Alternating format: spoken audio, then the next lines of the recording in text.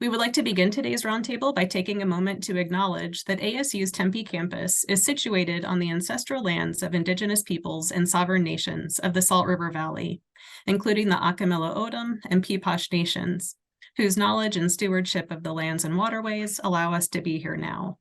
We would also like to acknowledge and honor all 23 Indigenous nations in Arizona. We understand, of course, that land acknowledgements on their own are never enough, but we hope they reinforce the idea that awareness and action is needed at every level. My name is Jada Och, and I'm one of the co-organizers of the series, along with Megan Todd and Gary Rieger. We want to thank all of you for being here. And we also want to thank Isley Frazier, a teaching and learning specialist for the College of Integrative Sciences and Arts, who has done a terrific job managing the technology at all of our events, including this one. So thank you so much, Isley. ASU's Institute for Humanities Research supported the InterDesert Dialogues project by awarding our team with a seed grant. We have received additional support from ASU's Desert Humanities Initiative, which is headed by Jason Bruner, the Environmental Humanities Initiative, headed by Joni Adamson, and the College of Integrative Sciences and Arts. These individuals and programs help make this series possible, and we are immensely grateful for their support. As the flyer for Dialogue 4 noted, today's event invites us to explore sensory responses to and intimate relations with desert environments in music, visual arts, sound recording, and place-based research. The presentations, aerial photographs, murals, written essays, and soundscapes shared by the 4 panelists joining us today demonstrate the diverse and powerful ways that individuals can be in conversation with the desert, to use Kim Haines-Eitzen's words. In Kim's article in Soundscape, deserts emerge as acoustically textured environments that teach her to slow down, pay attention, and cultivate a dialogue with place. Far from silent, she says, the desert is richly sonorous.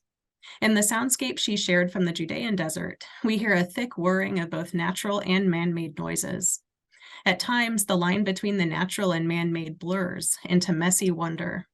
From birdsong and traffic, or is it wind, or the rush of water, to metallic drumming and the rhythmic chirping of crickets, Kim's soundscape reveals that through listening, we come to know a place and who we are in a place. We hear where we are and who we are, she says. Active listening is also central to Garth Paine's work as a musician and acoustic ecologist. For Garth, sound is a critical environmental signifier that can, quote, complement traditional ecological monitoring methods and enhance our ability to protect and conserve the environment. In his soundscape Monsoon, for example, Garth captures an array of sounds associated with a summer rainstorm in the Sonoran Desert, including distant conversations, police sirens, a squeaky chair leg, and finally, a fluctuating stream of storm sounds. Through more active listening, he says, we can become better stewards of the environment. As a medical doctor at a small clinic on the Navajo Nation, Chip Thomas is likewise well accustomed to listening. In his work as an artist and founder of the Painted Desert Project, Chip translates the stories he hears from his patients, friends, and neighbors into public murals and art installations. Through his various projects and collaborations, Thomas aims to, quote, reflect the beautiful and strong parts of the culture back to the community. In the early 2000s, I commuted several times a week from Flagstaff to Tuba City on US 89, where several of Thomas's works appear on abandoned buildings and billboards along the roadside. During those drives, I came to admire his ability to create justice-oriented art that is in intimate conversation with the place in which it is situated.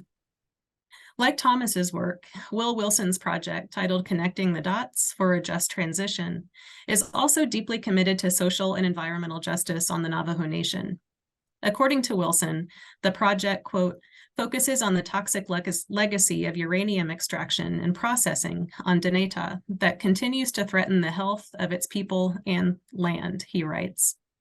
By bearing witness to these sites and frontline communities via photography, Connecting the Dots will serve as a catalyst for designing innovative solutions that refocus our understanding of what remediation can be, he says. With over 500 abandoned uranium mines on the Navajo Nation alone, Will seeks to not only expose this toxic legacy, but also demonstrate how art can help us cultivate more just environmental futures. Holding all of these place-based artifacts in our ears, eyes, minds, and hearts, we are excited to introduce our 4 presenters. Together, these individuals, who represent a range of fields, creative approaches, and experiences, encourage us to sit with, question, listen to, and advocate for desert environments that have always been peopled and never barren. If we do so with intention, radical understandings and calls to action will begin to emerge. Before I turn things over to Megan, who will introduce today's speakers, I want to add that we welcome your comments and questions throughout the dialogue, so feel free to use the chat or raise your hand or unmute yourself at any point. Megan will now offer a brief introduction of the presenters, and then each presenter, in the same order, will tell us a little bit about their work and provide some context about the desert artifacts they submitted. Thanks, Jada. So Ruth Van Dyke couldn't be here today because she was conducting field work in Chaco Canyon right now, but you can still find, I think, her artifacts in the folder. And you can also find the longer bios of each of the presenters in the Google folder as well. Kim Haines-Eitzen is the Hendricks Memorial Professor of Religion in the Department of Near Eastern Studies at Cornell University. Her recent research has focused on how desert environmental sound shaped the emergence and development of Christian monasticism in the deserts of Egypt, Palestine, and Sinai in late antiquity.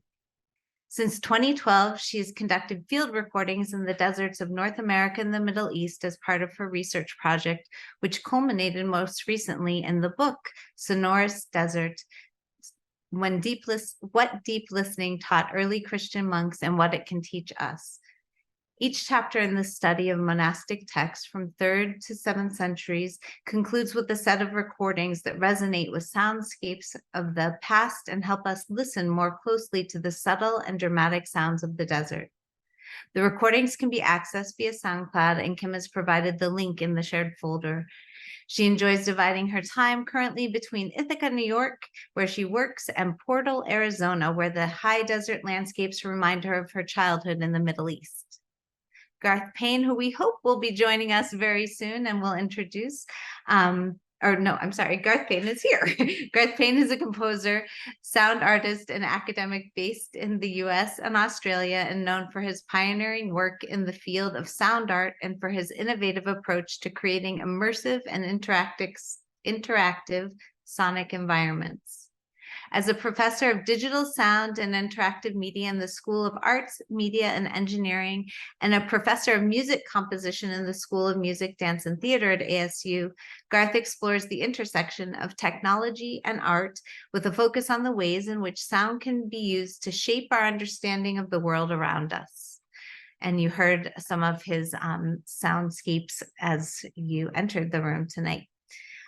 Garth is the founder of the Acoustic Ecology Lab at ASU and has published extensively on topics ranging from the history of sound technology to the role of sound in environmental activism. He holds a patent for automatic gunshot detection, which he developed for the Phoenix Zoo's Jaguar Corridor in Costa Rica. His innovative ecoacoustic work has cemented his place as a core team member in Team Wapani in the finals of the 2023 Prize Rainforest Competition. And Chip Thomas, who is not yet joining us, sorry about that before, is a photographer, public artist, and physician who has been working in a small clinic on the Navajo Nation since 1987. There he coordinates, as Jada mentioned, the Painted Desert Project, which he describes as a community building dialogue, which ultimately manifests as a constellation of murals painted by artists from the Navajo Nation as well as from around the world. Thomas's own public artwork consists of enlarged black and white photographs pasted onto structures along the roadside, primarily on the Navajo Nation, but also all over the country. His motivation is to build community while reflecting back to the Navajo people the love they've shared with him over the years. Thomas was a 2018 Kindle Project gift recipient, and in 2020, he was one of a handful of artists chosen by the UN to recognize the 75th anniversary of the UN's founding. He has no formal artistic training, but identifies strongly with the DIY energy of punk and hip hop. And finally, Will Wilson is also joining us today, and his projects foster the continuation and transformation of customary Indigenous cultural practice. He is a Dene photographer and trans-customary artist. Wilson studied photography, sculpture, and art history at the University of New Mexico. He is the recipient of the Joan Mitchell Foundation Award for Sculpture, the Pollock Krasner Foundation Grant for Photography, the New Mexico Governor's Award for Excellence in the Arts, the NDN Collective's Radical Imagination Grant, and the Native Arts and Culture Foundation Shift Fellowship. Wilson taught at the Institute of American Indian Arts, Oberlin College, and the University of Arizona.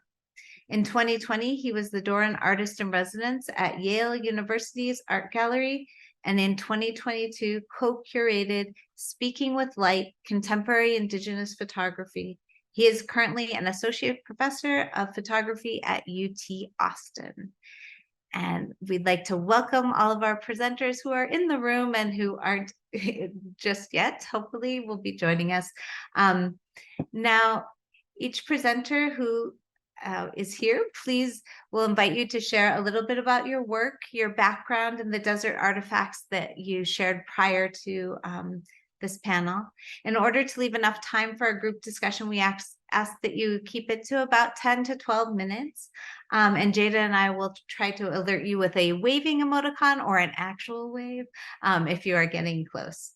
After the presentations, we'll dive in and ask the presenters a few of the prepared questions that we shared ahead of the dialogue, and then the remaining 30 to 45 minutes will be devoted to the dialogue with the presenters and all of us who are here. Kim, would you like to get us started? Sure, I'm happy to start. First, let me just say I'm really happy to be here.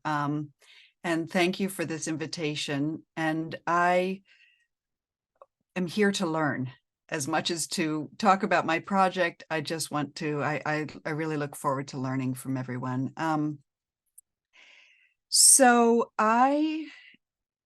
My training is as a historian of religion.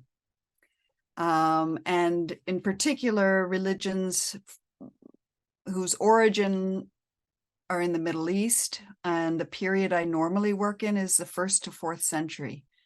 So what does this have to do with sound recording? About 10 years ago, I started becoming really interested in a set of texts that kept talking about a kind of paradox.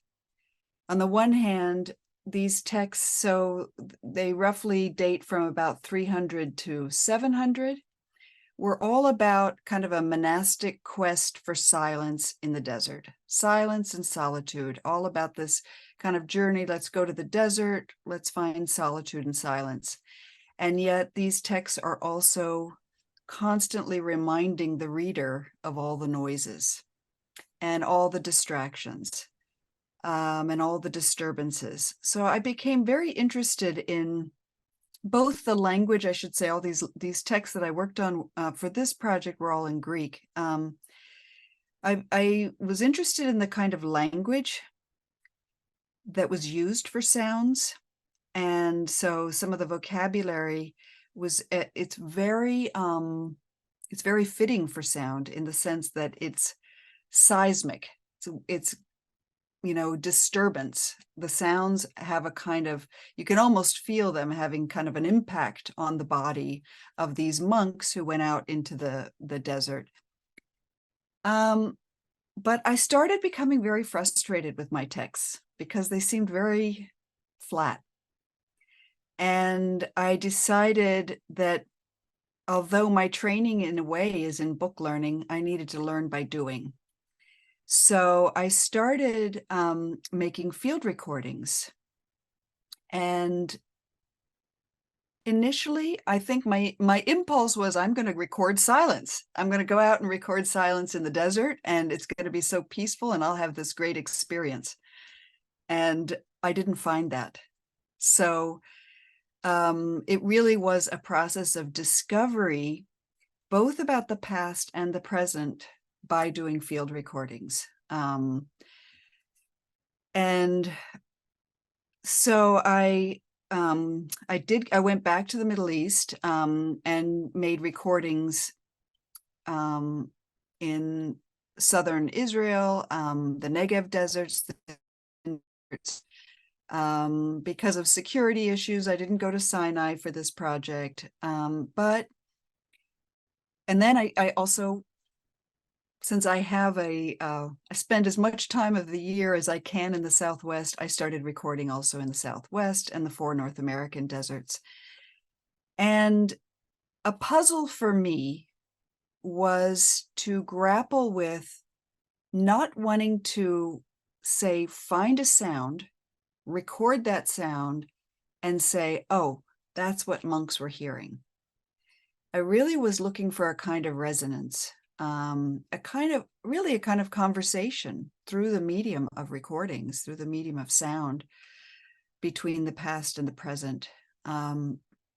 So as the 30-minute artifact that I put up is, if you listen all the way through, you'll see it's coming from very different deserts and different kinds of sounds, mostly environmental, but a lot of human sounds, because one of my, it's sort of like, of course, a discovery, of course, that deserts are not empty. They're not characterized even by absence. They have a really rich history, and you can see that history. It's very legible and it's audible. And although I initially said, no, I'm just going to record the birds and the wind and the thunder, more and more I realized that voice, human activity was very much part of the landscape. So you'll hear in those recordings, they don't fit with a specific desert. I didn't approach this. I have all the data to say this was recorded at this time in this place. But I wound up making sort of sound montages. And in the book, I have sort of a short montage, like a 2-minute collection of recordings that somehow illuminate, resonate with the themes of that chapter. So I think maybe that's where I'll leave it as an introduction, because I'm looking forward to discussion.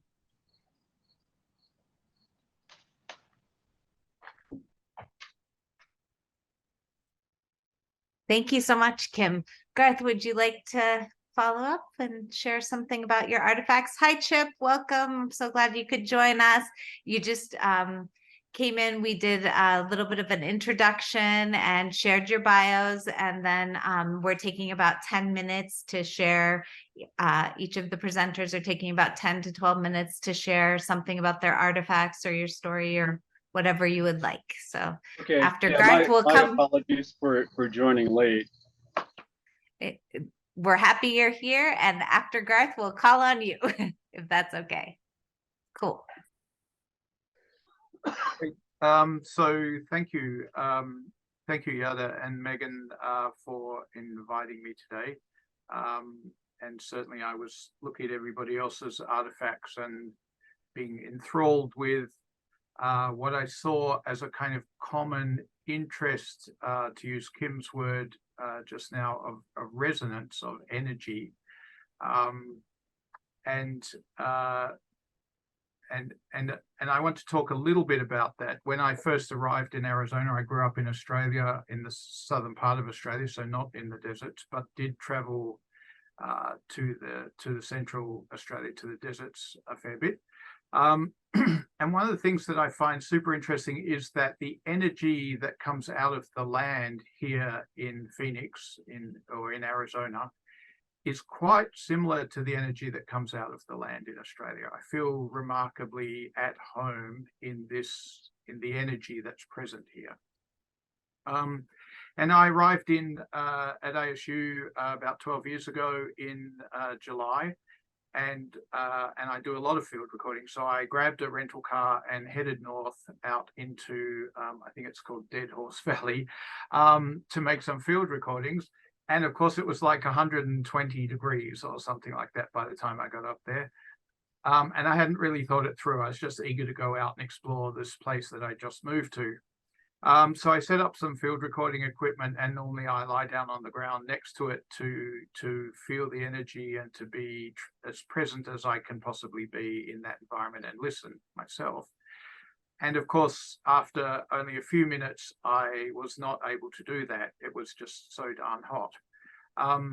And what I heard, though, when I took shade was really small scale sounds. And I was really fascinated by the scale of sounds, really small, small dry-winged insects and dragonfly and so on and so forth. And I made a number of recordings. And I brought them back to the studio and was listening to them. And I was kind of a little disappointed because there wasn't that much in them, in a typical sense. And then I started to realize that as I switched between recordings, the density of the air in the studio changed. And I started to realize that the sound recording itself was not only capturing the events, the sound events that were occurring in space, but it was actually also capturing the place itself, right? The density of the air, the kind of extent of the horizon, all kinds of things, the extent to which there was planting in that space and so on and so forth. And this made me think about a term that I introduced a few years ago called somophony, which is soma as in subtle body and phony as in sound. So a kind of notion of subtle body listening. So rather than listening through our ears and in a typical Western culture, listening for events and naming and defining things, more a sense of listening to the energy of place and being present in place. And if you don't mind, I'd just like to take a couple of minutes of this, I know, short segment, and ask you all to close your eyes for a moment. And I would like you to go to a place that you like the sound of. And I would like you to just listen to that place for a moment.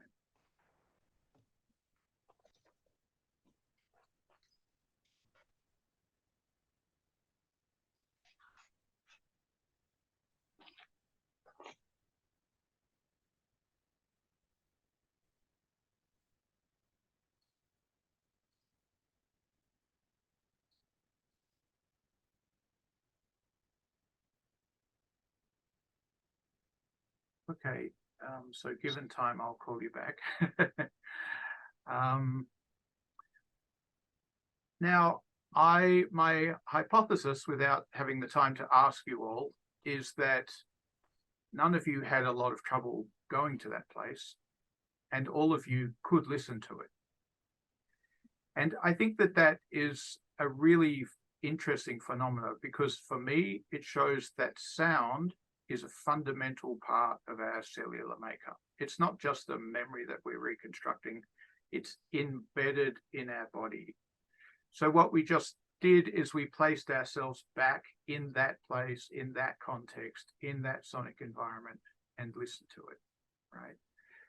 And this brings home to me how incredibly important sound is, and how much information the acoustic ecology of the places in which we live, the events of our lives, and so on, are actually imprinted into our body, into our makeup, and they stay with us.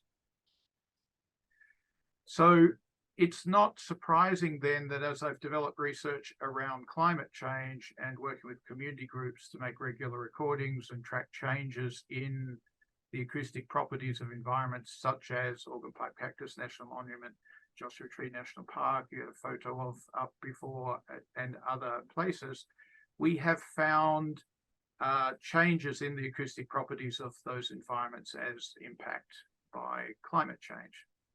And what that does, of course, is that it not only changes our embodied experience of being in those places, it changes those environments for the animals who live there.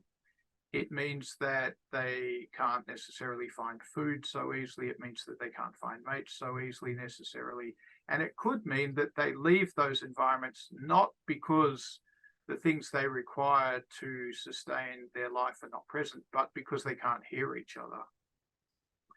And so one of my big objectives at the moment is to really try to raise awareness about how important sound is to the ways in which we are present and live on and within the land that we actually live on, not just drive our cars and do our stuff, but live in that land. And of course, those people who are here with Indigenous background and experience can talk much more in much more detail about that than I can. And so part of what I wanted to talk about later today is the fact that we're setting out to build community environmental listening groups across the nation, and to try to use the simple practices of listening as a way of re-embedding ourselves in the environments we live in, and finding ways to have agency and develop stewardship to help us look after the lands on which we live. And I think that's enough. I as you have already alluded to, I compose and we can talk about some of those things later. But that's an introduction, I guess, to where my passions are at this point in time. Thank you. Wonderful. Thank you so much, Garth, for sharing a little bit about your work. And Chip, if you're ready, we'd love to hear about yours. Yeah, again, I'd like to start by apologizing for being late. It seems my phone changed the time in the planner, but I'm glad I got your email. Can I get the prompt once more for what I'm responding to? Yes. So we just asked each of the presenters to share a little bit about the work and some of the desert artifacts that you shared before this panel. So anything that you'd like to share that kind of situates who you are, the work that you do, and something in case people haven't, I think most people in the room have had a chance to look through what you had shared, but in case they haven't, or okay. Yeah. So yeah, my name is Chip Thomas. I'm originally from North Carolina. I'm from Raleigh. Pretty early on in my training, actually in junior high school, I walked into a black and white dark room for the first time, and got my first 35mm camera shortly after that, and started shooting black and white film. And for the longest, I really didn't know what I was doing. But the United States government, through the form of the National Health Service Corps, paid for me to go to medical school for 4 years. And I knew when I finished my training, I would have to work in a health shortage area, which is how I wound up in northern Arizona out on the Navajo Nation. I arrived in 1987 and used that as an opportunity to woodshed. And by that, I mean, just to take the time to really learn the art of photography. But I've always had a passion for street art. And after a trip out of the country in 2009, where I spent time with some artists who were working on the street, I returned to the Navajo Nation with an interest in taking some of my documentary images that I accumulated in the 22 years prior to this trip out of the country, and attempting to have a conversation with my community. I'd been working in my darkroom pretty consistently for 22 years, developing images and having shows in different places around the country, but the people who were pictured really weren't part of the conversation per se. But 2009, and I should digress a moment and say that traveling from the Southeast, although I finished my family practice residency in Northern Ohio, but traveling from the Midwest, then from the South, coming to the expansive, the land of the expansive horizon here in the Southwest, just really, I think, influenced the way I thought about my art. and wanted it to be in dialogue with this amazing desert landscape I was experiencing on the Navajo Nation. So influenced by street art with a background in documentary black and white photography, I started putting these images on roadside stands and water tanks and just any structures along the roadside. That was started in 2009. It's an ongoing project. I haven't done much over the past year, but I certainly have plans to return to that work.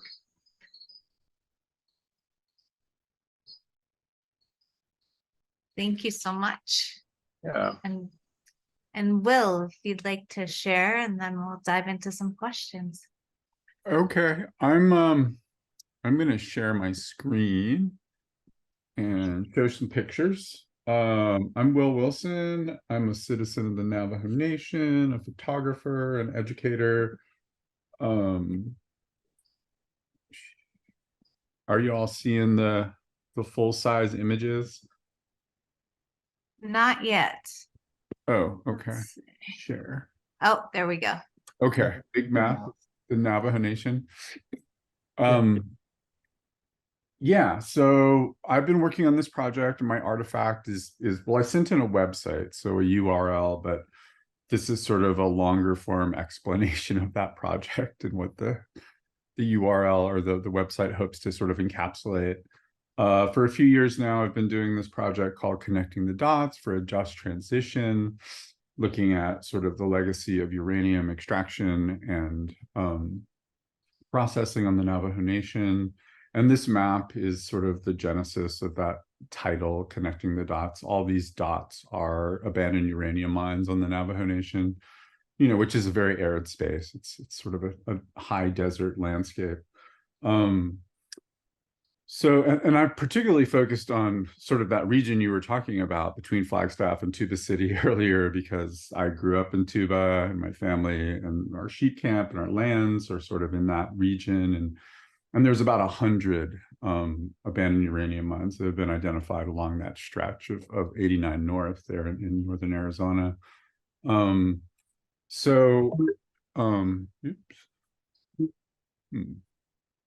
All right, I'll hit this button. You know, something else that I think comes to mind is just like my experience with this whole thing, just being on the nation, growing up there, on and off. I also spent a lot of time in San Francisco, California. My dad's not Dene. And, you know, like, for example, one of the worst nuclear sort of accidents that no one really knows about in US history occurred, you know, on the Navajo Nation, and, you know, continues to affect the nation today because this, you know, this contamination has a very, very long life span.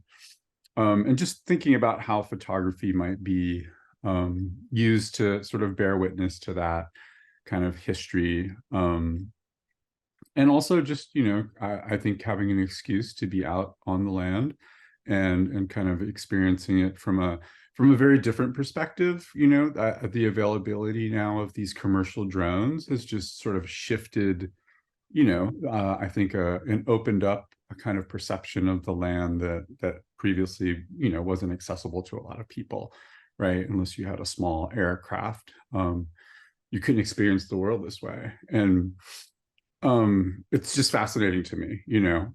It sounds like I'm a kindred spirit to the sound people, except I'm doing it visually, you know, looking at this small screen and just sort of having this out-of-body experience as I like hover above the world and experience in this new way. This isn't one of my images, but this is a uranium processing mill that's just 4 miles outside of Tuba City, Arizona, where I grew up. And when I was a kid, you know, I would visit this place with my cousins, and, you know, that's sort of uranium mine tailings in the background. And this is, you know, a fairly contaminated site. Now it's a super fun site. The other thing is, you know, it's kind of hard to understand the enormity of these locations, I think, and sort of their relation to the landscape if you're on the ground, right? Because everything, in the Southwest is so cinemascope, kind of, incredibly panoramic, but it's just really hard to understand, I think, the scale of this stuff from the ground level. I mean, something else that I think also becomes readily apparent when you're a few hundred feet in the air is just the impact on land and the potential for, things like these areas that are depressions in the landscape that will, when water comes, fill and become these sort of important biological sort of resources. But unfortunately now they're, incredibly contaminated. And, how to get the word out about that. So the project is sort of, it's, I wouldn't say it's in hiatus, but right now I'm sort of in this transition period, just joining the faculty at UT Austin.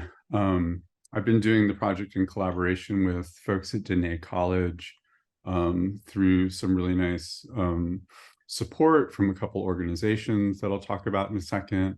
But it's enabled me to sort of kind of build this relationship with students at Diné College and some of the administration, and to sort of create a foundation, hopefully, for an ongoing kind of engagement or process or project with a community that's directly impacted by this history.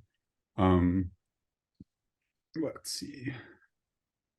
So these are some of the images. That's some of the sort of engagement. One of the ways that I'm sort of out there on the land. This is me with one of my drones in space. It does have a kind of crossover with an older project called Autoimmune Response, which is a more sort of imaginative engagement with the land and history and kind of time and space. And, I think there's sort of an intersection happening there that, we may or may not talk about. But this is in particular what the focus has been recently. There's been a lot of resources and a lot of research done around the issue. The Navajo Nation EPA, as well as the US EPA, has done kind of surveys and site screening reports of many of these mines and locations. And all of this stuff is sort of available online, but it's sort of hidden in plain sight. It's very hard to sort of access this if you're just sort of, have like a pedestrian interest in these things. You have to know like where the mines are, what their names were, which, isn't something that is kind of common knowledge. So this is sort of like a stepping through of how you access the information, right? And this is a site screening report. Once you've sort of kind of delved into the bureaucracy a little bit,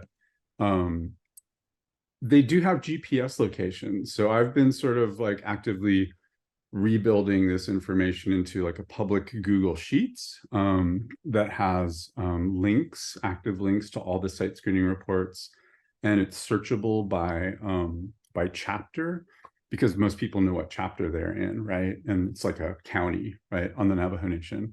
And then, from there, you can start to sort of understand where these things are located in relation to where you are, where your family might be. And then, let's see. So this is sort of a version of that, and this can be found on that website that I shared.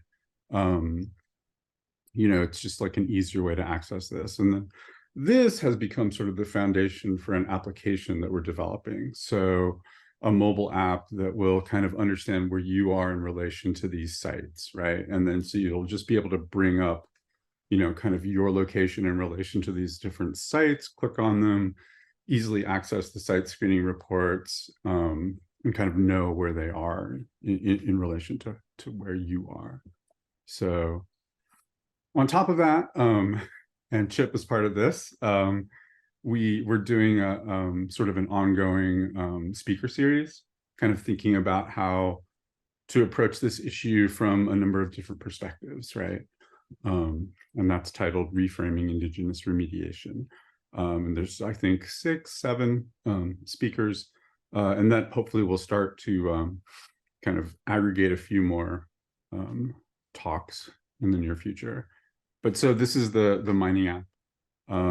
It's going to be built around a technology called Mapbox, which is something that kind of is the infrastructure under things like all trails, or there's a number of like kind of wayfinding apps on available.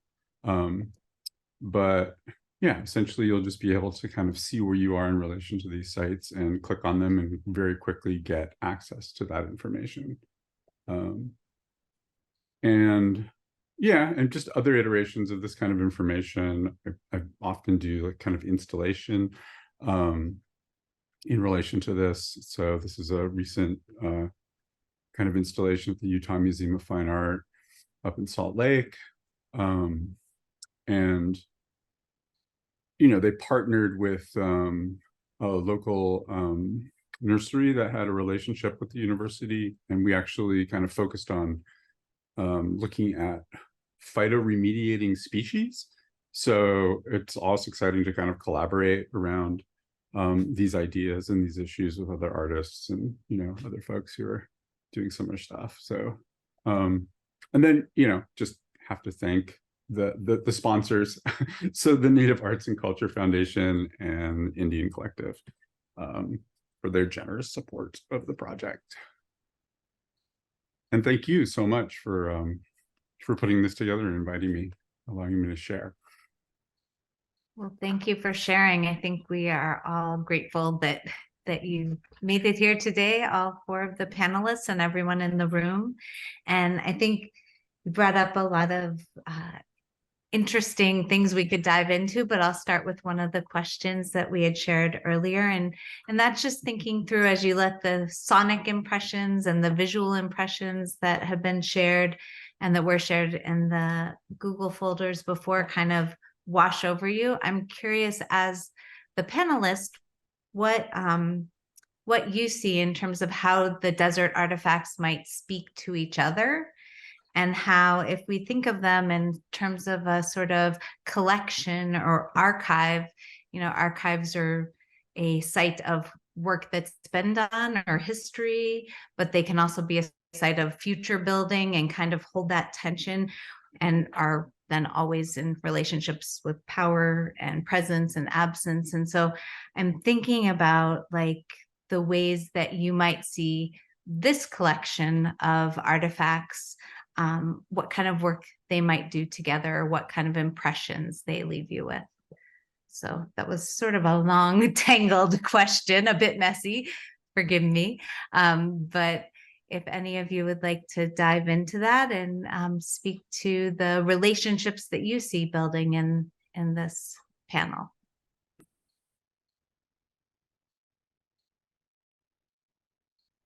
Well, I'm happy to start if you like.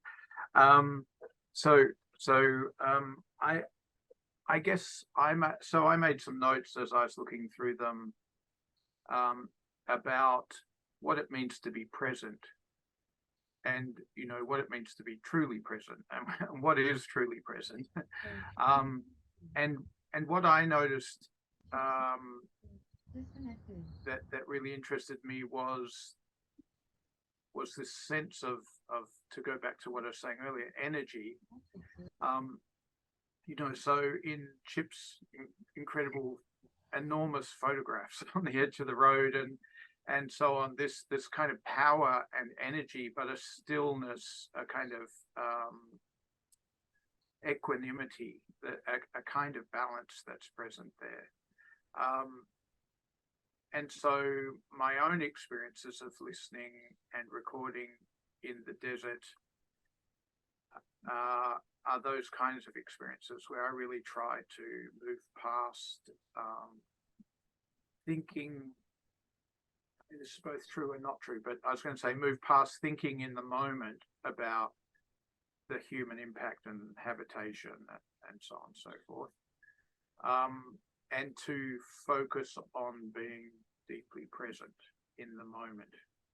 And listening is essentially about directing your attention to the moment.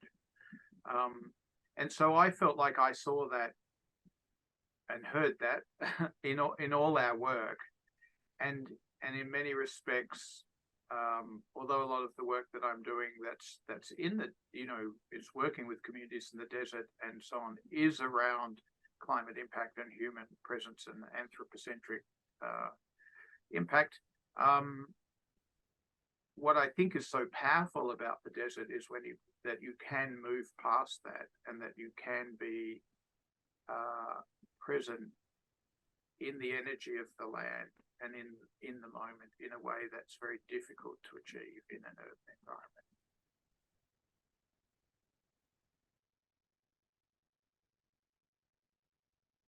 I think it's interesting how that presence is there even in the aerial photographs, and just in terms of the perspective and scale, and that tension between the close listening and laying on the ground, and then some of Chip's murals and the skyscape. I'm just really struck by that sort of attentive listening and the expanse, and how those things speak to each other. Anybody else want to jump in? Yeah, I had been thinking of that word attention. So presence is a wonderful word. And then just the way in which our senses are so essential for whether it's attentive listening, witnessing. There's a kind of sense of urgency as landscapes change, and as there's an impact of what I sometimes think of as scars on the desert. And so I think, in the traditions that I look at, there's often such a suspicion of our senses, like, oh, we better be careful about our senses. But I think we need to really pay attention to them, and the way that they can speak both to us, but also communicate to others who may have no connection to these environments. But there can be a kind of a resonance for them, to use that word again, through their senses, something that is evocative for them. Yeah, Kim, I might say that's why I lie on the ground. Yeah. I mean, I want to feel the energy of place, and there's something really important to me to be in contact with the earth. Yeah, I'm going to try that next, because I always take my little camp stool. Right. And I'm usually, I'm sitting on my stool and I'm trying not to make any sound, and I've got my headphones on, so I'm not even looking around. I'm just hunkered down, and it's a very strange experience. Sometimes it almost feels a little out of body. So I'm going to try lying down, because I think I really like that. I would just say that it's really inspiring to hear that kind of an engagement, because I think most of the time when I'm out there on the land, I'm thinking about like my experience of the land being really mediated by all of this technology, and there's like a kind of an alienation that's occurring. But it's getting me to this like point where I can see the world in a different place. And I think the next time I will do some laying on the ground, and maybe I can get a new microphone, and just see how else I can experience what I'm doing. I mean, eventually I do want to tap into some of those other aspects. Right now I know there's something like a comfortable distancing that's going on in this practice that I'm doing. Like, I'm not really engaging people on the ground. I want to slowly move towards that. And maybe sound is one of the ways to do that. Yeah. Well, I'll just say, Will, now when I am out there and I'm recording and I hear a drone, I'm going to think completely differently about a drone. I'm going to say there's important work that's happening. So I really appreciate what your work. And what I'm hearing too is that just across all four of your projects, it seems like, and you've been talking about this, how important listening is to that work. And there have been a lot of connections that y'all have made between listening and embodiment.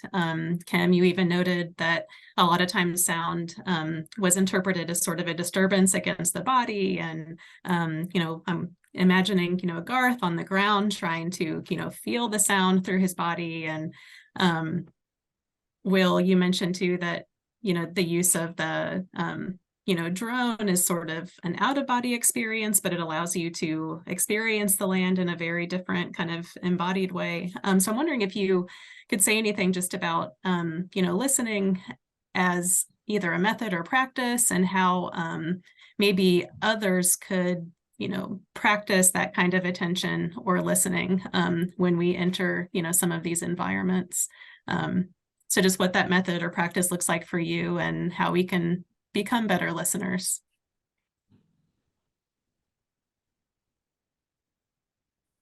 Well, quite a few people in sound studies do sound walks.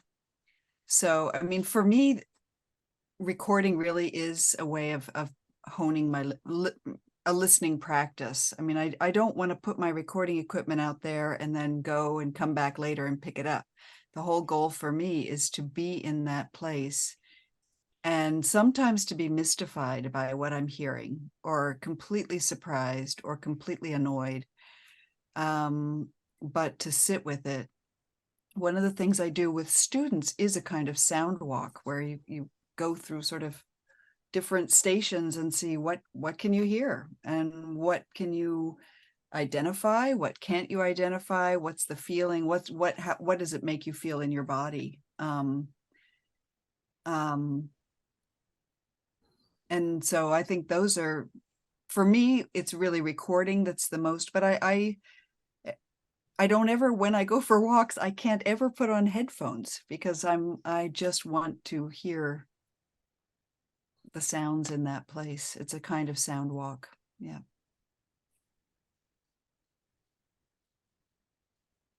And I wonder if connected to that kind of listening that you're talking about is also like how we see. And I'm curious about how, Chip, how you decide where your work is going, and how you are experiencing or seeing a place, and the interaction with your artwork that brings that vantage point in. No, it's been really nice listening to this conversation. My experience in my art practice being outdoors is very different, because because I want the work to be seen. I'm usually working along the roadside, so a lot of what I hear is auto traffic.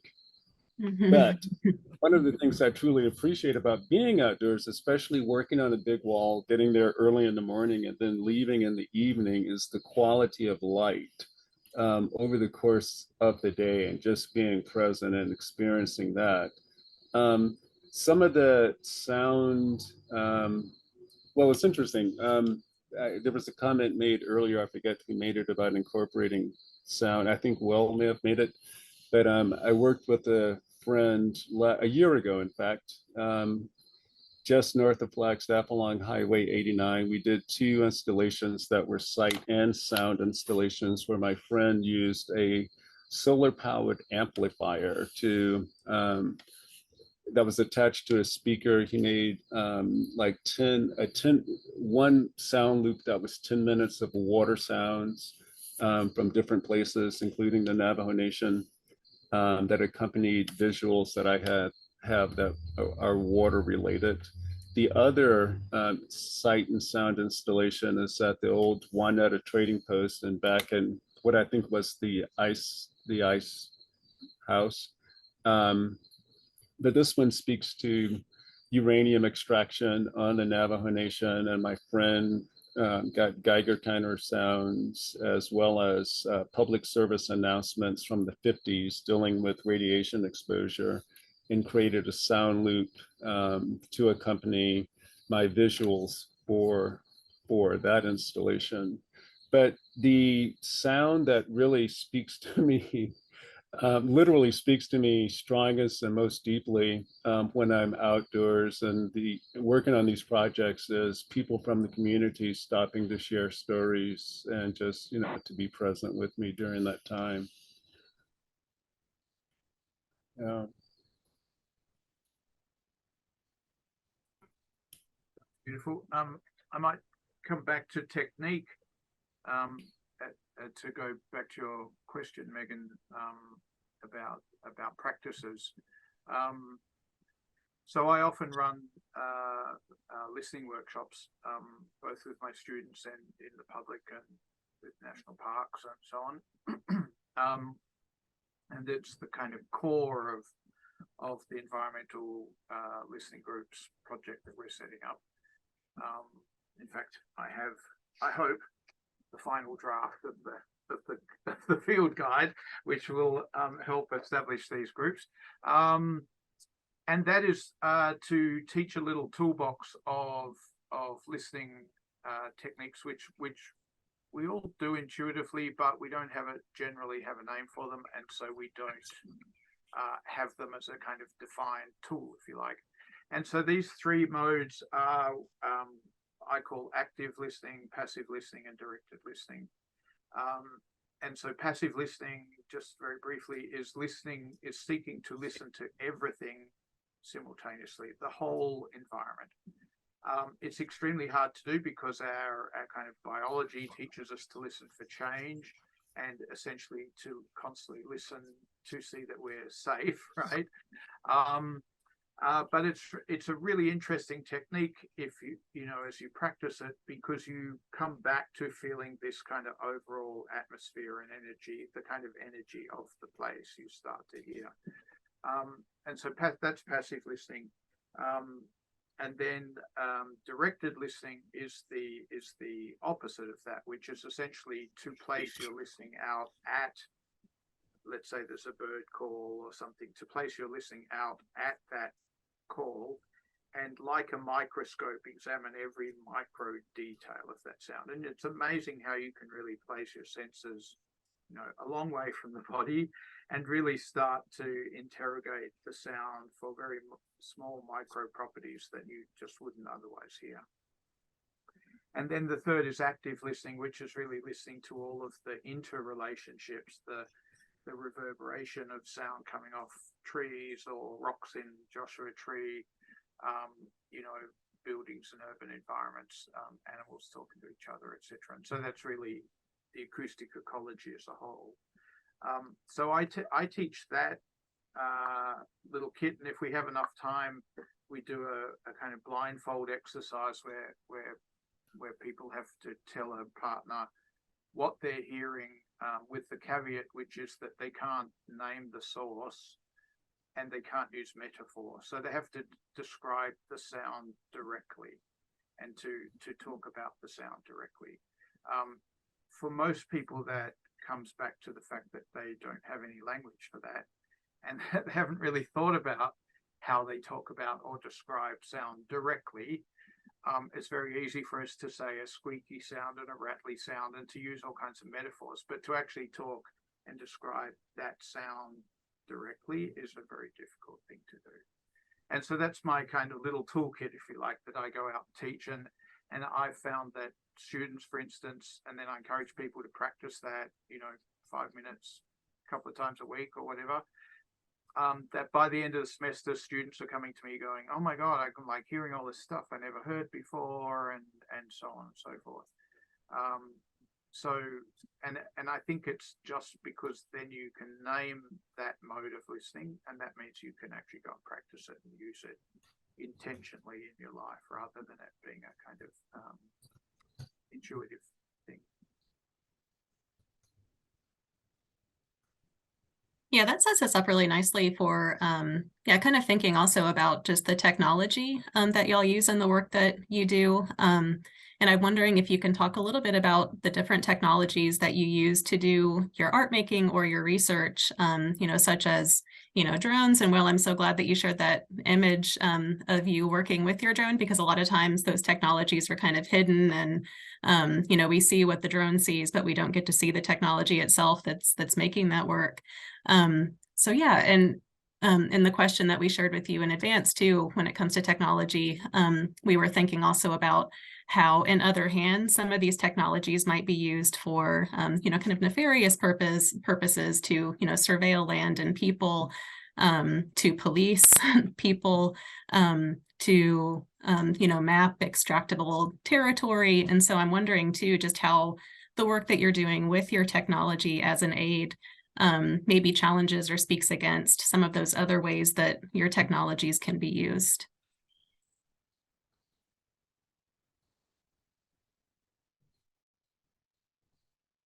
Well, in terms of the drone, I mean, I call that project sort of a counter survey. And, it speaks to exactly what you were talking about. I think that was one of the ways that they actually sort of initially were prospecting for uranium. They were doing low-level flying with some kind of radiation detecting system, and it would like point to areas and they would immediately map, potential sites, and then figure out how to get access to those lands. And a lot of the road systems out on the reservation were actually developed sort of in relation to extractive kind of access. So that's a whole nother kind of issue. Which makes me think of, in terms of sound, I don't know, I was listening to Terry Gross in Fresh Air the other evening, and there was an interview with somebody who was talking about, or had just written a book called Crossings or something, and just the impact of roads in space and auditory kind of, I guess, transformation of environments, like being these barriers to migrations, and it's something that I've started thinking about a lot more in terms of sound, is all of the high tension power lines that are coming from, these sort of, well, they're starting to be decommissioned now, but they're being reused by solar generating kind of systems out there. But I have a friend, Dylan McLaughlin, who does a lot of work kind of around sound and sort of what that kind of 50 or 60 megahertz kind of disruption is doing in the land, in the desert, but I don't know, something about technology. Yeah, I can just say, like, with that sound from those power lines, I was recording once, now I'm going to forget the name of the area, but up in the high country, and I was actually recording at dusk because I was interested in the kangaroo rats that live around that area, and there were quite a lot of them, and getting the sound of them in the undergrowth and the grass and so on and so forth. And I sat there for about an hour, and I just constantly heard this really, really low frequency. And I was like, that's so weird. And so when I finished that recording, I was like, I'm going to go look for that frequency. Where is it? And there was one of these kind of national weather sites there that help them track climate impact across the country and so on. And there was a single power line running in to run that weather station. And when I put my head against the wooden power pole that it was on, it like almost bruised my head. It was vibrating so hard. And I put a hydrophone down a kangaroo rat hole right next to that pole, and it just about blew my gear up. So the sound underground was unbelievably loud. And I just thought, yeah, here we are trying to do sensitive environmental work and introducing sounds into the environment that are decimating environments for several groups of animals without even thinking about it.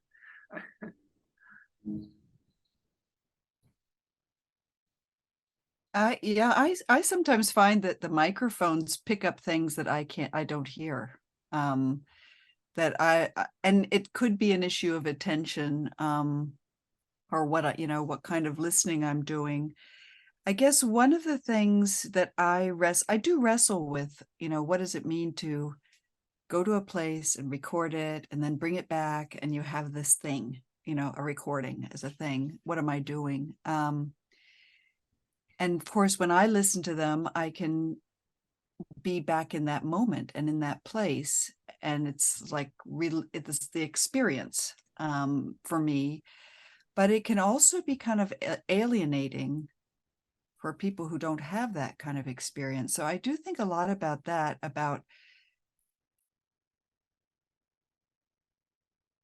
how we use technology for to communicate with each other. And I come back to what Chip said about story, because it seems to me, at least for me, that's what I'm trying to do, is to tell stories. And how do we use technology to do that?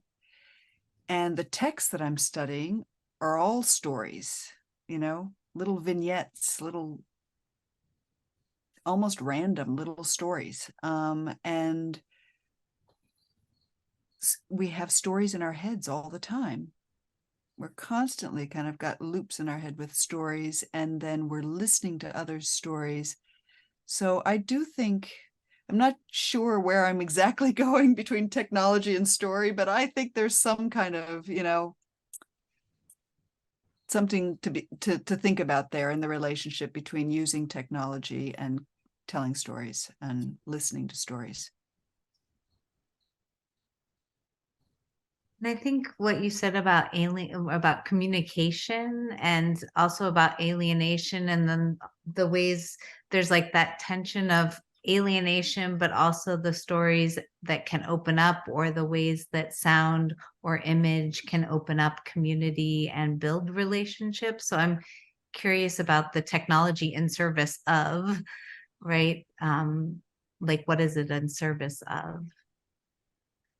Yeah, and that kind of connects to a question I was going to ask Chip too, just about, the fact that I came to know your work on the highway, the highway, which, as Will was saying, was developed, primarily for, access, for extraction, is how a lot of people come to, connect with your work and engage with your work.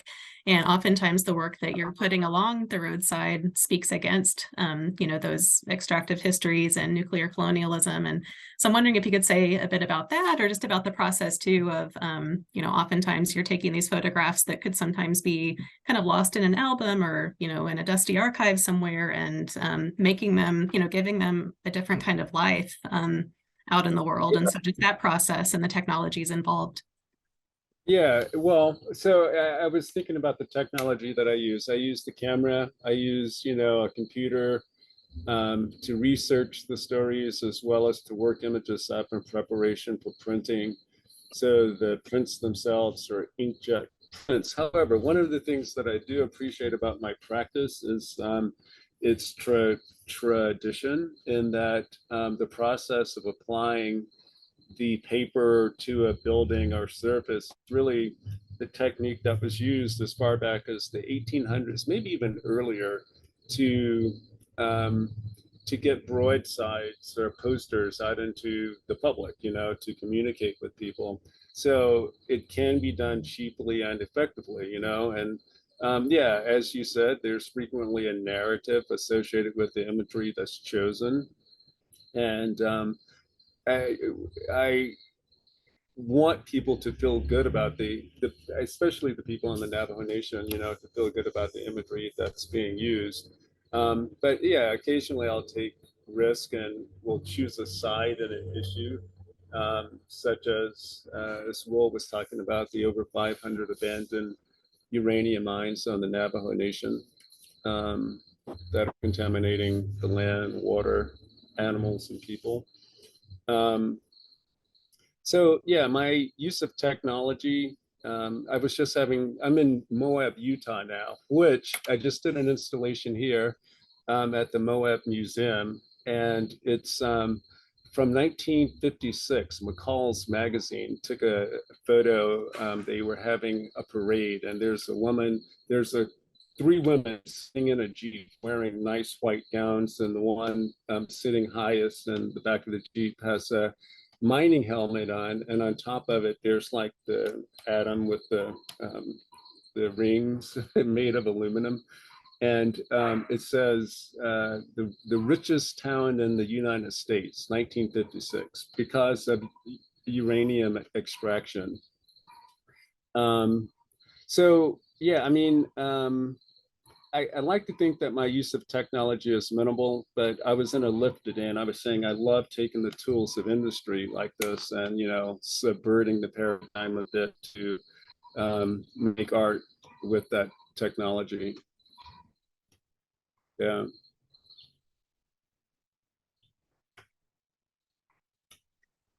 And that kind of ties into another one of the questions that we sent y'all in advance, which is kind of how your work engages with people and with communities, oftentimes in you know, scientific research or sociological research. You know, the human can either be absent or can be abstracted, and so I'm kind of wondering how humans or people influence your work, and maybe what the humanities or arts can offer, you know, the sciences or social sciences, you know, that possibly, you know, those fields or disciplines sometimes, not all the time, but sometimes overlook or don't listen to, to think of listening. Could I just go back to your previous, or perhaps tie the two together a little bit? So in terms of technology, I'm really interested in the way in which I can utilize evolving technologies to engage people more deeply in the things that I'm trying to share, which are really experiences. So a recording for me is an experience of being present, a good recording. And so I'm using multi-capsule microphones that capture a full 360-degree sound environment, loosely called an ambisonic recording. And then if I can just share my screen for 1 second, I have a setup that I built at ASU. Can you see that? Yeah. Yep. And so this is a dome. It has 50 loudspeakers. You can see some of the little loudspeakers on that image all around it. And so we can take those 360-degree spatial recordings and reproduce them in that space. And that means, for instance, you know, I've been working in Costa Rica and Ecuador and so on, making recordings of the rainforest, you know, in addition to other projects there, that we can really recreate those experiences, and people can come and be there. So we've started running kind of weekly chill out sessions for students at lunchtime to come and just kind of grab a cushion and chill out in, you know, the Costa Rican rainforest or whatever. So I'm really interested in how the technology allows me to bring these questions of raising awareness about the importance of our environment, the incredible and profound beauty of the environments in which we live. And so one other example of that is a piece I wrote for orchestra a year or so back, where I also developed a system where the composition, the performance uses all of the audience's cell phones as part of the performance. And so I send sounds to the phones and move it through the audience and so on. And so basically, whenever I'm making work these days, I'm thinking about how can that work become an ecosystem? How is the experience ecosystemic in some way? So, you know, an orchestra is normally something that we go and we are passively, you know, engaged with worshipping the wonderfulness of the orchestra, right? And the great genius of some long dead white male composer generally. And it's kind of like, well, surely we should be moving forward. And then if we're going to use these incredible sounds that are possible from the orchestra. How do we subvert that so it becomes a really ecosystemic situation where the work can't occur without the audience? The audience are as important as the orchestra, you know, the whole thing becomes an ecosystem. And so I'm thinking a lot about the ways in which I can develop and use technology to break down those kind of power barriers, but also to give agency to the individuals in our society who are coming forth to engage in these experiences.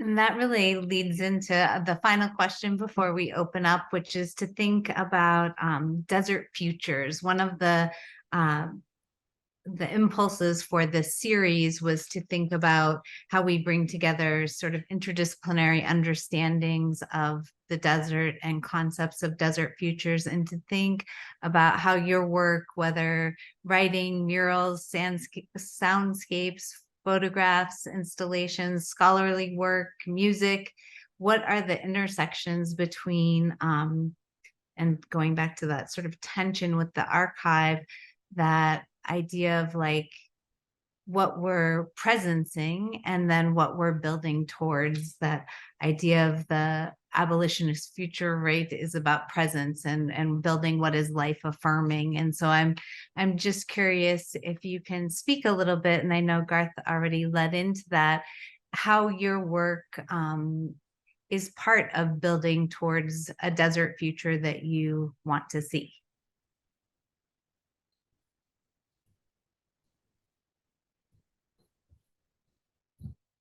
Maybe I'll just say a couple of words that combine the last question too, about the human. Was that the question about? Because I think it relates for me about what I think about desert futures. And, you know, when I started I study people who aren't living and people who died 1,500 years ago. And so for me, when I began making recordings and going to monasteries, some of which go back to, 1,500 years ago, and I wanted to make recordings there, and I came and I arrived and I said, I want to make environmental recordings. I'm not having people in this. And the refusal, the impossibility of that, it almost like it had to be glaring in my face and in my ears for me to get the importance of the human and the relationship between human and environment, animals, and I'm not trained as an ethnographer, you know. So when I was trying to listen to stories, and then I went to some monasteries, one in Florence, Arizona, one in Safford, Arizona. So and I wanted to understand stories and how to integrate that sense of contemporary voice, the human. And it's of course, it's a very complex thing. I mean, in the context I work, I really do. There's actually some language where these monks say we're going out to the desert to colonize it. So that it's just like in your face. What does that mean to go there and colonize it? And then thinking about the establishment of monasteries in this country, in the Southwest, and yeah, what do we do with that? And I do think it relates to desert futures as deserts continually expand. That's where we will need to confront that. What is our, what's our role in both protection and also and care,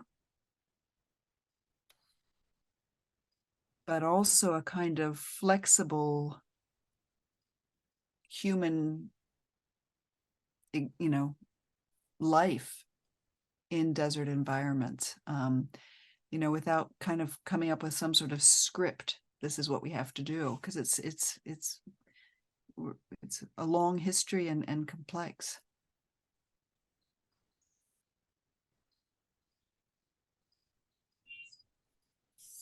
Would it be appropriate here to insert a question that isn't necessarily directly related to what we've laid out? Or is it too soon for that? No, go ahead, Gary. Okay, this may be a kind of a dumb question or whatever, and so I'll proleptically apologize for it. But anyway, we've talked. I mean, one of the things that I kind of hear either explicitly or implicitly in conversation is the importance of embodiment. You know, in reacting to the sensuous world or the sensual world around us. But we have a problem as humans, which is that as we age, we degrade. Like, for instance, our hearing goes, and the range of frequencies that we could detect as a middle-aged person is a lot smaller than we could detect when we were a teen, for instance. So I'm just wondering, and this phrase is the only one I could think of. It probably sounds pompous or pretentious, but I'm wondering, what's the moral status of sensory data that we collect, that we get because we can use technology to amplify or capture data that our own bodies would have missed?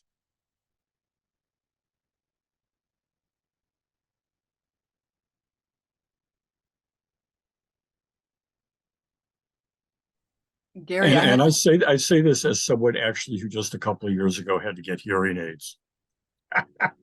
well, So I'll tell you a story. I teach a course called Sound, Silence, and the Sacred, and every week I have students go out and they make recordings, and then they have to come back and they do some writing about it. We talk about it, and by the end of the semester, of course, they're all just cringing with all the sounds because they're highly sensitized. But one semester, one of the students came in to the class and played his recording for that week.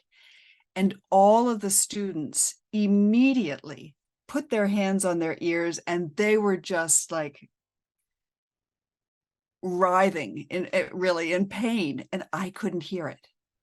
It was, I had no, and I was apparently, so I immediately, of course, got my hearing tested, which was turned out to be fine at that point, but I really couldn't hear the sound. And apparently it's a sound that all the students knew because it was the sound of the sensors. If you wear earbuds, I don't know if it's still this way because I don't wear earbuds, or if you wear earbuds and you walk through the library sensors, you know, that protect you from taking books, you know, they keep the books in.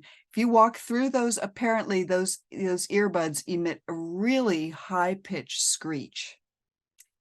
And that's what the student had recorded, and I couldn't hear a thing. So, you know, there are all these technologies now for birding, a lot for birders that help to amplify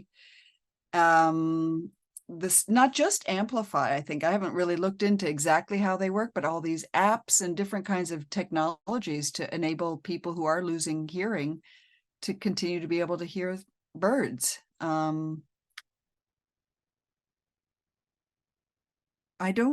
The moral status, I think sometimes we need to hear things we can't hear, you know, in a way. It extends really beyond just the sense of listening, of hearing, or the sense of seeing. We need to be confronted by those things that we don't see, we don't hear. I don't know if that's exactly what you were asking, but that's just a little bit of. Yeah, I'm not entirely sure what I was asking, to be perfectly frank.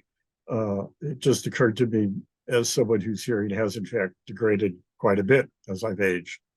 And I was also thinking about something that was in the news about 10 years ago or so, when a bunch of students, teenagers in high school, discovered that they could set their cell phones to emit sounds that their teachers could not hear because the pitch was too high but all the other students could hear it. And that was a degradation in hearing that happens to everybody, apparently. Even, you know, in the 10 years between being a teenager and being a late 20s or early 30s teacher. Yeah. But I mean, that was also partly because I was thinking about your poor monks and the tension that they felt between what they wanted in the desert, which was silence, and what they got, which was noise.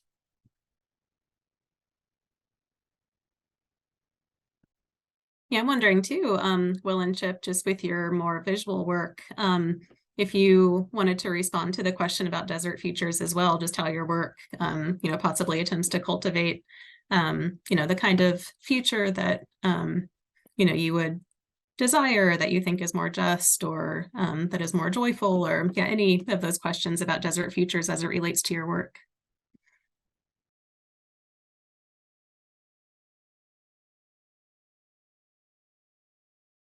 I'll just say, you know, I think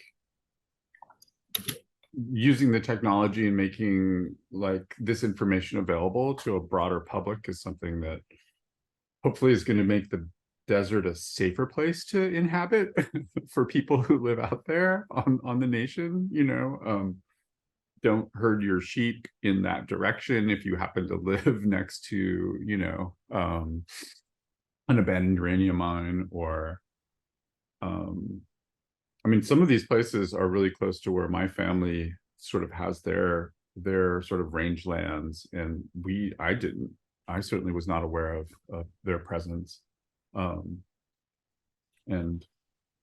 yeah, so, and I think another kind of aspect of this in the collaboration with Diné College is just to make it apparent that like you can have a creative practice that, you know, is viable and also kind of intersects with sort of issues of social justice and sort of hoping to make the world a better place than you found it. And, you know, hopefully that's an inspirational thing for the inhabitants of that particular desert, you know. So, I mean, that's what I think about that in terms of this project right now. So yeah, I have a couple thoughts that come to mind. One is, you know, the desert is thought of, the desert is an austere place. We were speaking earlier about the spirituality of that environment, and I don't know the Bible well enough to remember who was in the desert for 40 years. Was it? Help me. It was the Israelites when they were leaving Egypt. Yeah. But I mean, you know, my desert experience, I was on the Navajo Nation for 36 years. For those of you who don't know, I just retired August 31st and I'm now in Flagstaff. But it was certainly a place where I found myself.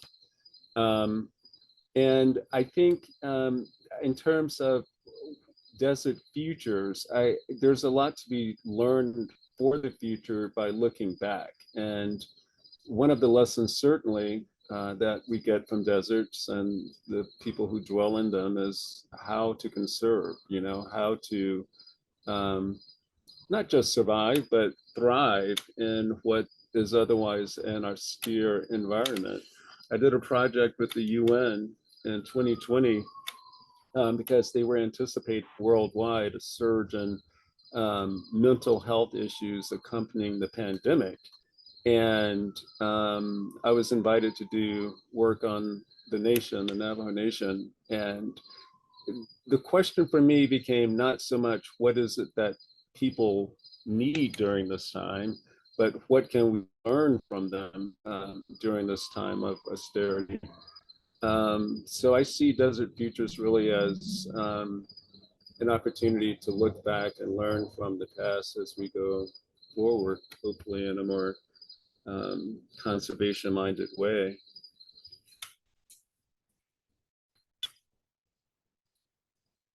Great, thanks. And I think, yeah, that's a really wonderful message to end on before transitioning into kind of an open discussion. So if any of y'all have questions for the four panelists, feel free to just raise your hand or unmute yourself, whatever you like. Could I just add to that previous question and discussion? I've done a lot of work down in Organ-Pipe Cactus National Monument, which, for those who are not from this area, borders the Mexico border, and is where there's a road that runs through, and so there's a border checkpoint and so on and so forth. It's also a point where a whole section of the kind of Trump era border wall was built, even though there was a pre-existing border wall there that was taken down. And because I've been going there for quite a few years, one of the things that I would often do with students is actually get there before dawn and play the border wall as a musical instrument, like try to reimagine this monstrosity as something else, right? And one of the things that I really noticed, which was kind of interesting, is that the sound of the old wall was quite dull because it was filled with concrete, and the sound of the new border barrier that they built was very resonant because it was all hollow steel and so on. So it was much less effective for what it was proposed to do, which is not something that I support, but nevertheless much more sonorous in a way, right? And so we kind of explored the sonic properties of that wall as a way of trying to think about it, and then would go into one of the canyons very nearby, again pre-dawn, and we were usually harassed by border patrol for driving in the dark into remote areas, and then start recording it. And one of the things that I think is relevant to your question and always struck me is that whilst we'd just been engaging with what I see as divisive politics,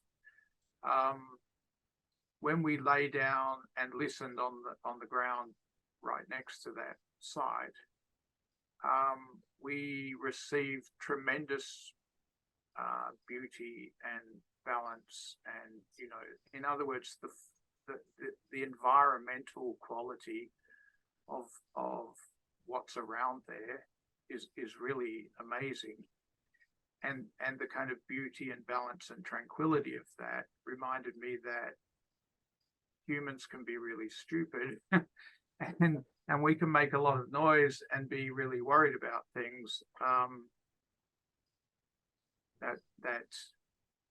that we should make statements about, but or actions about, but that the natural environment around us is I don't want to say undisturbed because it's clearly disturbed there, but that there's a really strong dichotomy between these kind of political action and whatever that the border is supposed to be going on there, and then just lying down in the natural environment that's right next to it, and just being present in that. And so I'm clumsily trying to say that somehow if we can just put aside the human folly that's all around us all the time, the desert is an incredibly powerful and balanced and beautiful place to be.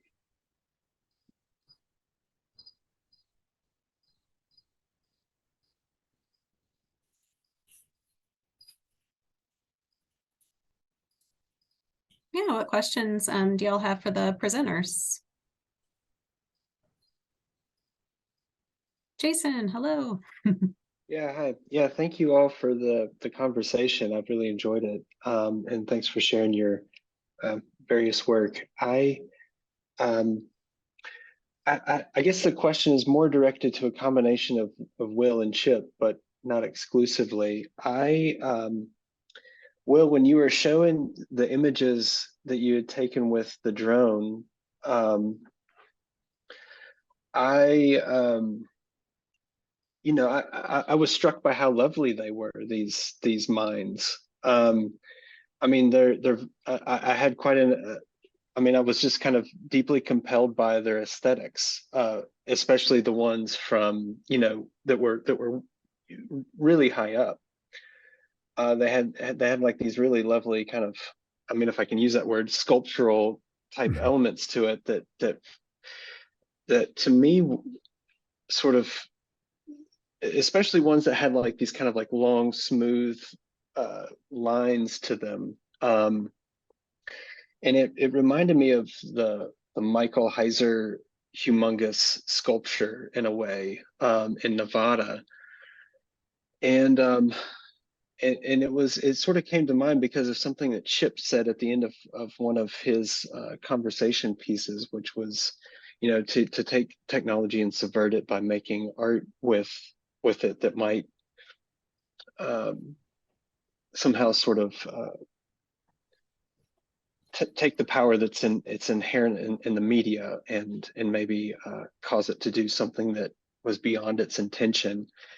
And so that kind of idea, I don't know. I mean, is that a part of the aesthetics of some of those images, even with the kind of the danger, the poisonous elements of them, that there are these pieces to them that are in some other sense very resonant with other small and large scale works of art.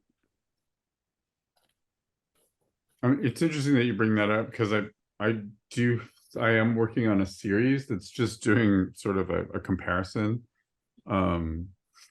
I was out along the Little Colorado River outside of Flagstaff, because that's sort of this corridor too with a lot of these abandoned uranium mines.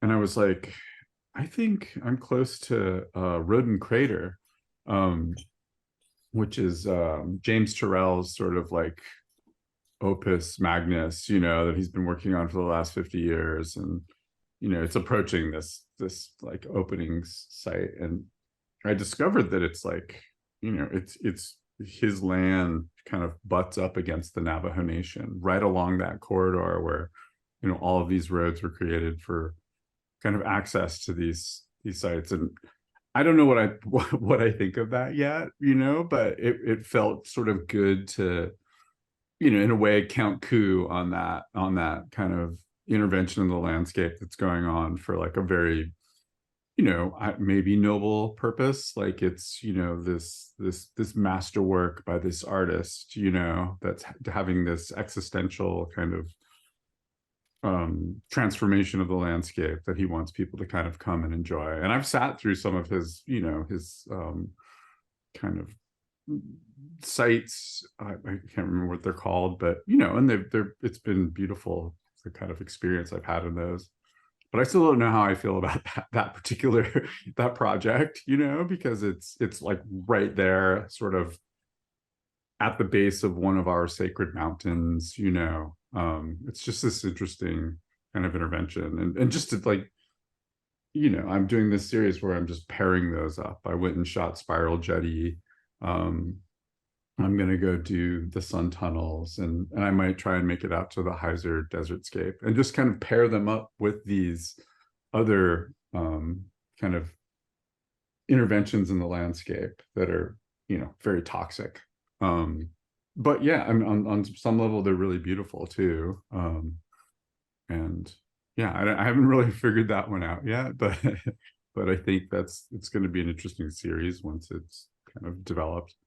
It's sort of an offshoot of this, but Initially, when I saw your photo, Will, of the ponds, what are those ponds called? The sediment ponds, or yeah, they're like evaporative ponds, the evaporation ponds. yeah, I actually thought they were Rothko paintings. Yeah.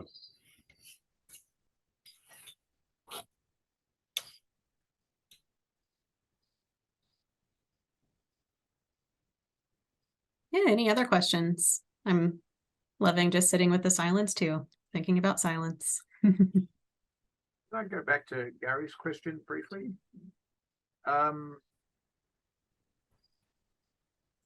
So I'm not sure that I can really address your question around the kind of moral question.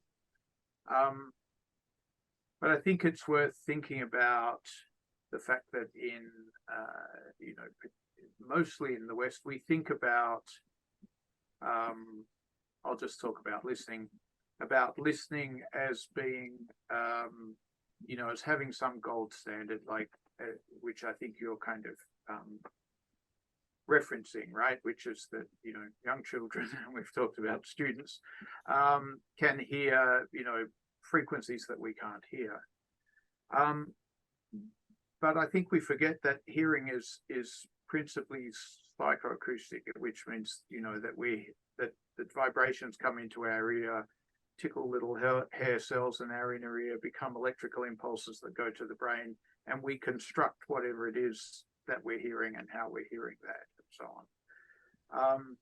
And so what that also brings into play is that, you know, life experience is a critical part of listening and hearing, and that therefore the things that we hear as we become more mature, we hear in completely different ways to you know, younger and perhaps more naive ears or listening mechanisms.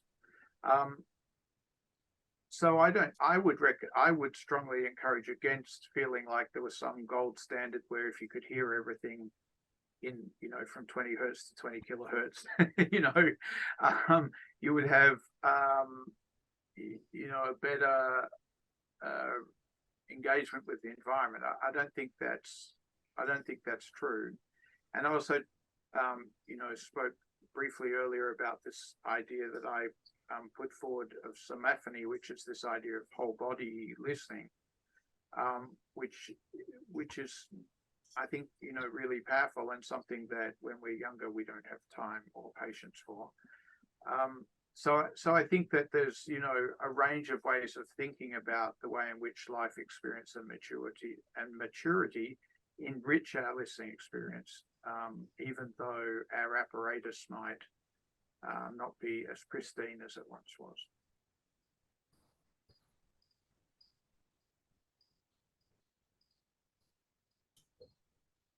Yeah, thinking about listening too kind of leads me into thinking about collaborations and kind of what those dialogues are sometimes like with the folks who we're working on these projects with. And so I'm kind of wondering, just in the collaborative work that y'all have done, have any of those experiences allowed you to, you know, kind of know a place in a different way or hear a place in a way that maybe you were unable to hear before? So in other words, does collaboration enhance the listening or broaden your ability to listen or engage with place? Or something else, maybe it inhibits listening in other ways too.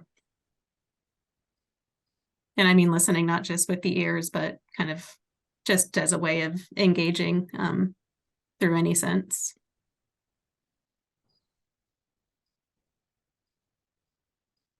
That's a specific question. And I'm gonna take a bite at it. So in the collaboration I did a year ago with my friend who was a dentist on the Navajo Nation when I started working at the clinic, in that collaboration with water, I found it fascinating that one of the sound sources my friend used was from a stream. I think I was probably with him on the hike where he recorded that sound, the sound of water, you know, just passing through the stream. Then that was juxtaposed with the thunderstorm coming in. But, you know, in light of the planet warming and water sources drying up, especially on Black Mesa up on the Navajo Nation, the large aquifer dropping due to the extraction of coal. I wonder, I mean, this didn't necessarily change the way listened or heard things, but when I heard the sound of the recording from 35, 36 years ago, I wondered if that spring is even still running, you know. So it did make me think about it a little differently. It was really nice hearing it again, though.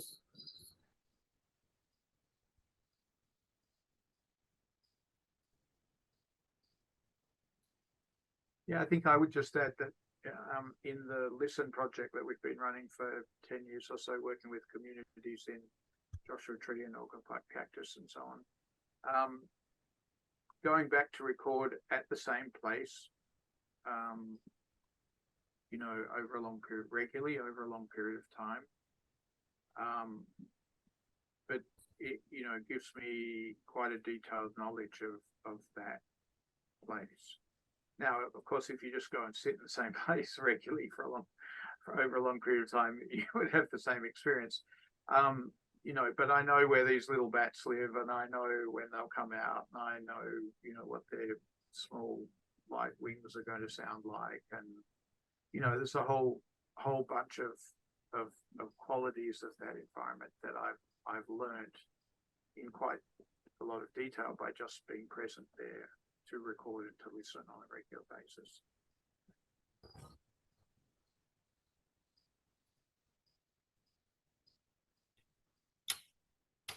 I'm not sure I can, you know, I've been thinking about that question about collaboration. In a way, I feel like I can't really say it was exactly collaboration to talk to, say, monks in their monasteries in the Judean desert.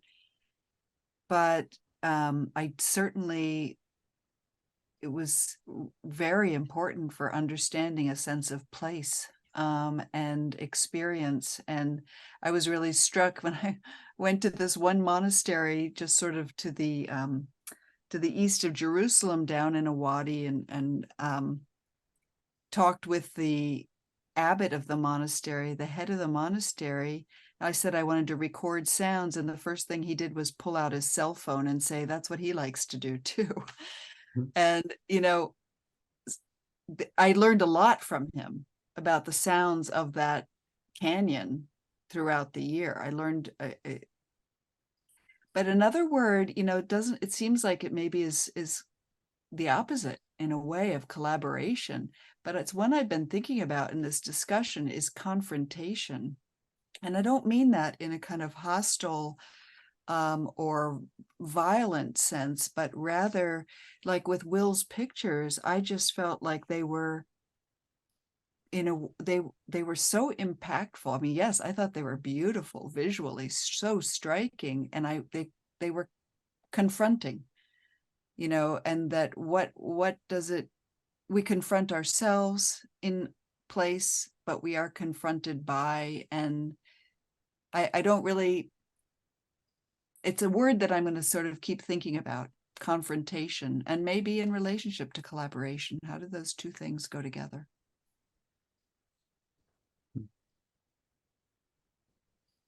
Maybe it's a sort of creative placemaking, right? Like the tension of those things. And I think you started out talking about like making the silence audible, or there was something about making the absence legible. And so I'm thinking about how all of your works collectively do that, like what they make legible for maybe people who are not there, or for other audiences, or for the communities that the artwork is in. And so I don't know if that's, so I'm thinking about collaboration, I guess, in the sense of what are we, who are we in relationship with? What are we in relationship with? The lands, the perspectives, and those tensions, and how do we hold both, the both and? I don't know where I'm going with that. Just some messy thoughts. How do we hold that? I think, you know, in working, I think, in the land and working with people, both have to be done in a respectful way, you know. So that's my first thought. Well, if I could play off what what Kim was just saying about confrontation, it seems to me that is also a partial answer to my question about the moral status of technological enhancement. Will's photos, for example, allow us to be confronted by the large scale reality of a human activity that was both immensely damaging to the landscape, the ecology, and the human beings who were affected by it. At the same time, as Jason observed, it bears a kind of beauty that we wouldn't know about otherwise. So that technology enables us to, or forces us to confront a set of moral problems that we wouldn't have to otherwise. Walking around on the land, you might not even see these huge mining scars, or if you did, it's just a small little fraction of the whole thing, which doesn't give you a scale of the kind of impact that a big uranium mine had. So it seems to me that might be one way in which the kind of confrontation that Kim was talking about is a benefit of the technological enhancements that I was asking about, and that the moral status is that it requires us to deal with what is in fact a complicated moral problem, which is, do we react with an aesthetic pleasure, or do we react with a moral horror and outrage, or both? And how do we mix? Just to add on to that, something that often comes up when I show this work is, especially when I'm out on the Navajo Nation, or people ask about whether I have permission to do these things or not, and I do worry about that, but I also feel sort of impelled to do this and ask questions later because I feel like this work needs to be done, and it needs to be like done in such a way that it can't be denied, and there is a confrontation there, I think, between sort of regulation, or who's got the right to do this kind of work, and I'm thinking of myself as like a citizen sort of artist making these kind of documents in order so that they can exist, right? Yeah, I don't know, that just made me think of that, Carrie, which you brought up. Yeah, I love that idea of the citizen artist, and looking at the time now, I think that might be kind of a wonderful kind of idea to end the conversation with, which I so enjoyed and didn't realize that it was almost time for the conversation to be over. So I want to thank you so much for sharing this space with us, especially to Kim, Garth, Chip, and Will. We, of course, learned so much from you tonight, and we are so grateful that you set aside the time to be with us tonight. And given that this is the final Zoom dialogue of the series, we also wanted to wish to express deep gratitude to everyone who participated in these roundtables, the presenters over the last 4 events, the attendees, Isley, and our various supporters, such as the Institute for Humanities Research and the Desert Humanities Initiative. Over the course of the last year, Megan, Gary, and I have felt so very honored that you'd want to engage in dialogue about deserts with the 3 of us. And so we just want to thank everyone over the last year who has been with us in any of those ways. We're excited to think about how we might keep these conversations going in the future, and we're hoping that new projects and collaborations might emerge from the energy that we felt coming out of these events. On that note, we want to give all of you a heads up about a culminating in-person workshop and performance with Julian Saporiti and others in late January 2024, and we'll be sending more information your way once those details are finalized, and we're hoping that some of you would be able to attend, and there will be some possibilities to attend via Zoom with some of those events as well. Until then, happy listening and dialoguing. We appreciate you being here with us today. Thank you so much.